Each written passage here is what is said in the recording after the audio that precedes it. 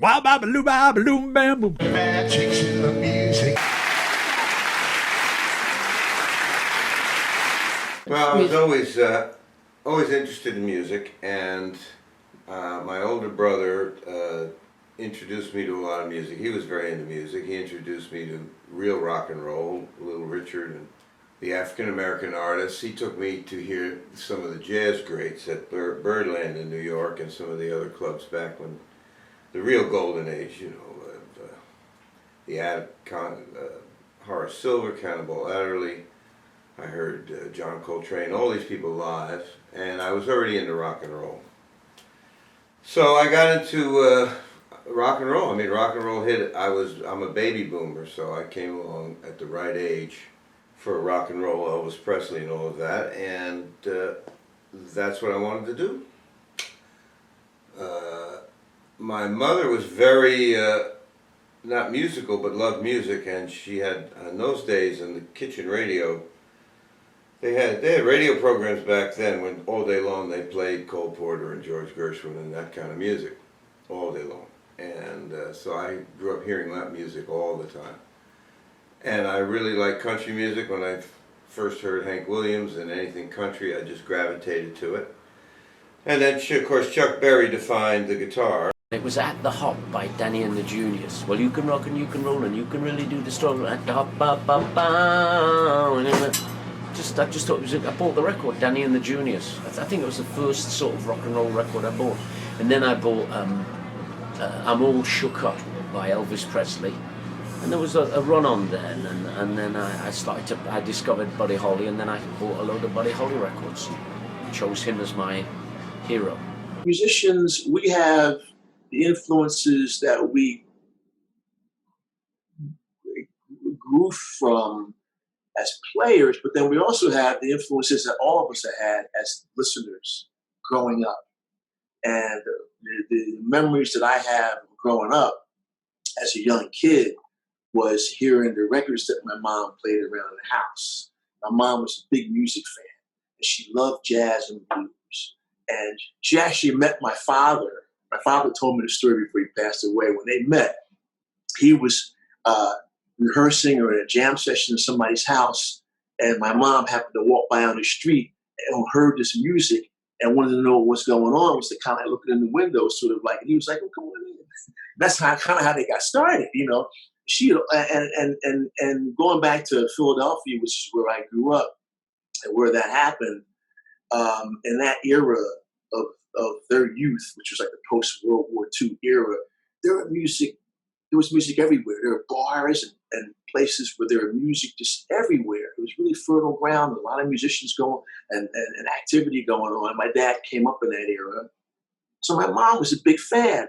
And the records she played around the house as a little kid, I didn't have a frame of reference. I'm just hearing this stuff. I'm hearing Ray Charles. I'm hearing all the great jazz singers like Sarah Vaughan, Dinah Washington, Billie Holiday. And she loved like the saxophone players like Dexter Gordon and Cannonball Adderley. And she had all these records. And I would just like, as a little kid, look at the records and just kind of follow. And then what happened was my dad, being a member of Art Blakey's Jazz Messengers, then those records, which she's like, "That's your dad. Look at him. He's on the back." And I see it, and I'm like 4 years old, and I kind of got it, but didn't get it. I kind of knew what it was. So hearing that music was like a subconscious thing. When you hear what your parents are playing around the house, you're not seeking it out. You're not going for it or anything, but you're hearing it. And it definitely had an influence on me because I was really, my ear was in tune, especially to Ray Charles. Those records of Ray Charles that she played, those records had a real impact on me. So years later, I bought this Ray Charles box set of CDs and I played them, and it was like, wow, that's all that stuff that my mom was playing when I was a kid. Really great stuff. And it kind of shaped my attitude about jazz and blues in a subconscious way. And then as I grow older, and I grew up during the 1960s, and I got siblings that are older than me, and I'm hearing what they're listening to. And turning on the radio, and we had these radio stations in Philadelphia. We had like AM radio But we had segregated radio. We had black stations, we had white stations, and a lot of the stations played everything. And so you'd hear Motown, you'd hear the Beatles, you'd hear all the pop music that was going on. You had American Bandstand, which they did in Philadelphia when I was a real little kid before they moved out to California. I'd go home from school and I'd see American Bandstand, which was taped about 10 blocks from where we lived. And there were all the music shows on TV, the national shows like Hullabaloo and Shindig. And we had a show in Philadelphia, and it was hosted by a guy named Jerry Bladlett. And he was a local DJ personality in the Philadelphia, South Jersey area. He called himself the Geeter with the Heater, the boss with the hot sauce. And he played all the latest stuff, all the latest Motown and soul music. And he had those people on his show. It was a local show out of Philadelphia. Smokey Robinson would be on the show one day. Of course, lip syncing to his record or whatever. So all of that stuff was becoming really ingrained, like hearing that music. And my sister was a big fan of like a lot of Broadway show albums, like West Side Story. She played that record, and I could almost recite that record top to bottom, not just the lyrics, but the music that was on the record. I mean, that was a big influence. And my older brother, Marlon, he was the first one of us siblings to play an instrument. And he got a guitar for his birthday. He was a few years older than me. And I remember watching him, and he's looking at TV. And it was one of these shows, might have been Bandstand, but it was the Rolling Stones. And Satisfaction was their big hit at that moment. And he's trying to pick up the riff on the guitar. I remember watching him do that when I'm younger than him. I'm like, wow, he's playing that Rolling Stone song. And so all that stuff. So there was the British Invasion and the Motown and all that stuff. But still, for me, I was really young, and I wasn't really going out and seeking that music out. It's what I was in my environment. It's what I heard. The water is wide, and I can't cross over that. I mean, that song is a killer. How many of Pete's songs? Turn, turn, turn, flower. Where have all the flowers gone?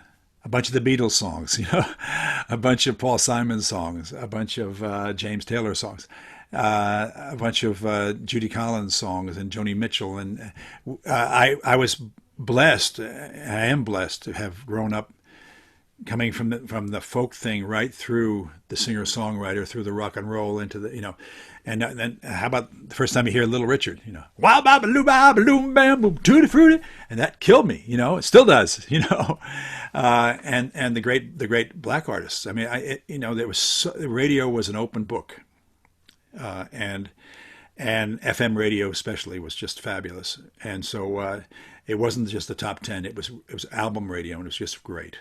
And so it's hard to even pick, but then a song like The Boxer by Paul Simon, the great writers are just astonishing, and I feel blessed to have been around and part of that and have heard them when they were, that was the time when the art form, I think it's probably movies or TV now, like Netflix or something now, stream things. But in those days, it was what the next album was, what Jackson Brown's new album came out, or just go down the line of these great artists, or the great black artists that just were just, Marvin Gaye, there's so many things it's hard to, Bonnie Raitt, Judy Collins, Joan Baez, Joni Mitchell. Just go down the line. It was a wonderful time to be alive. I was a very avid music listener, and my parents, I was a very avid listener to Cream and The Doors and The Beatles and The Who and Led Zeppelin and so forth. And avid, Joni Mitchell, Crosby, Stills. But my parents also had a pretty extensive, actually they built it, they didn't start with it, but they built a fairly extensive LP collection of classical music, and I dipped into that.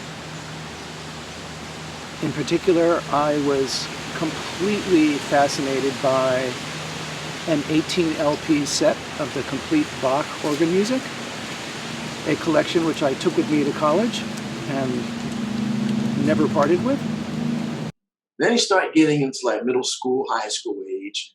And then that sort of area of middle school going into high school, that's when I started seeking out music on my own. But all the while, I have this father who's a bass player in the jazz scene, and I was starting to like, I didn't understand that at all. All I knew was that he played, and he was really highly regarded by his peers, and I just knew he was a fantastic musician, but I didn't understand jazz as I later came to understand it as I got older. So I get a little bit older, I'm going into high school, and I'm listening to what's popular at the time, Sly and Hendrix, and the Stones, and the Beatles, you know, and then there was Chicago, the first early Chicago Transit Authority. I listened to those records were in the house. I would just play them. Who is this? What is this? So I listened. Oh, that sounds pretty cool, you know. And I started developing this identity that you get when you're a teenager. You want to identify with the music. You want to like make the music your own. You want to like own it. You want to own your share of it as a listener. You want to feel as if you have a stake in it because the music's speaking to you as a person. So I'm seeing these records that I'm the youngest in my family, so all the older siblings have these records. Led Zeppelin 2, I'm listening to that. Oh, wow, that sounds pretty cool. Wow, they're doing all this crazy stuff, the sound ping-ponging back, and there's guitars everywhere. And, you know, so I kind of got attracted to that sort of blues-based psychedelic hard rock music of the late 60s, early 70s. That was kind of like what I latched on to as a listener, you know. Then I started going to concerts with my friends, and we started going to the Spectrum, and we would see all the groups that came in, like Humble Pie and Mountain, 10 Years After, Sly, you know, and all this stuff was like swirling around me. But as I say that, I'm going to back up a little bit because now I'm doing this chronologically. But I'll back up a little bit to when I was about 10 years old, and my mom took my brother Marvon, who's a year older than me, just he and myself.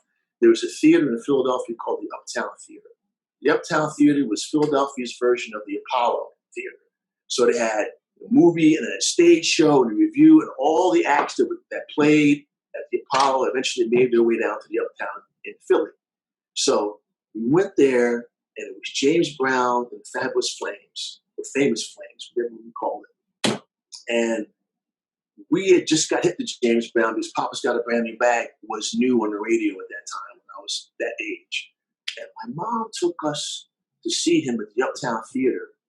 And we got off the subway, and the line was all the way around the block. I said, wow, how are we ever going to get in there? And it was cold. It was like November, and we were like, it's cold. So, you know, my mom, being who she was, because she knew like all the places that had music in Philly, she knew people everywhere because of my dad.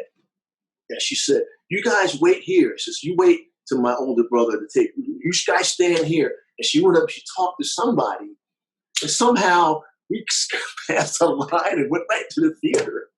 The SAP Orchestra Center, about maybe 20 rows back from the stage. And James Brown came out, and I never saw anything like that in my life. That was something, it was like something that, like an explosion of this feral force of music coming off that. I never saw anything like it. That ingrained something in me that I will never, ever forget. The power of this performance and the tightness of that band and his just dynamic presence on stage. I never saw anything like it. And we had seen the Tammy Show, the movie. I saw that before that, but then all of a sudden here I'm seeing them live. I'm like, what? I didn't know anybody. I didn't think that was capable, that was possible for anybody to perform with that kind of intensity. So that really seared into my consciousness, that show. I'll never forget it. And I'll always be indebted to my mom for taking me to see James Brown when I was 10 years old. It was great. And of course, I saw him over the years many times later. And it was always still that one time that kind of got me. Well, you can rock and you can roll and you can really do the stroll. Wow, ba ba loo ba ba loom bam boom tutti frutti.